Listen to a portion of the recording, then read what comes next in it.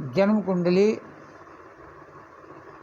मनुष्य के जीवन में बहुत ही महत्वपूर्ण और शुभ संकेत की प्रदाता मानी जाती है।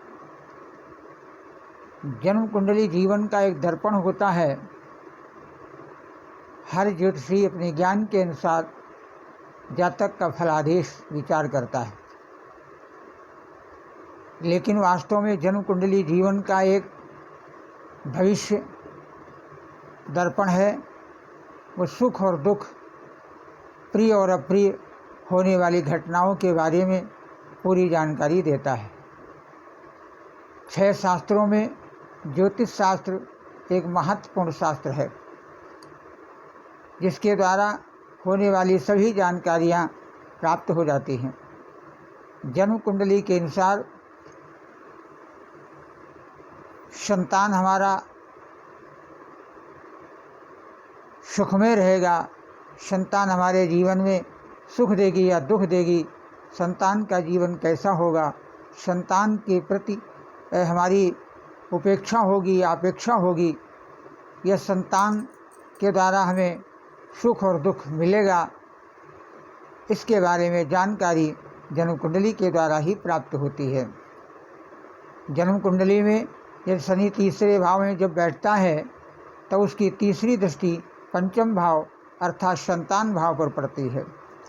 शनि की तीसरी दृष्टि पंचम भाव पर होने के कारण ऐसे जातक का भविष्य में होने वाली संतान से कोई सुख नहीं प्राप्त होता है।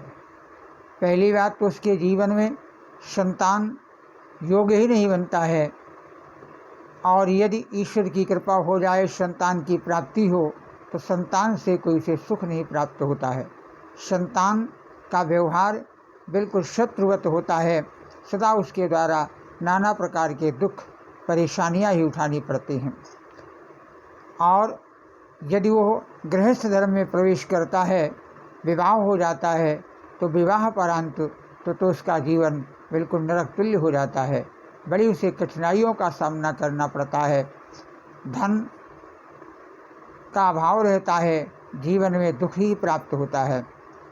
इसीलिए जब शनि हमारा हमें शुभ फल न दे, तो इसका एक सुंदर उपाय है, विचार है, समाधान है कि यदि घर में माँ हो तो माँ की अधिक से अधिक सेवा करें, न्यायप्रिय और सत्य का सहारा लेकर के मेहनत और परिश्रम के द्वारा सुंदर प्रिय जीवन का यापन करें और माता की सेवा करें।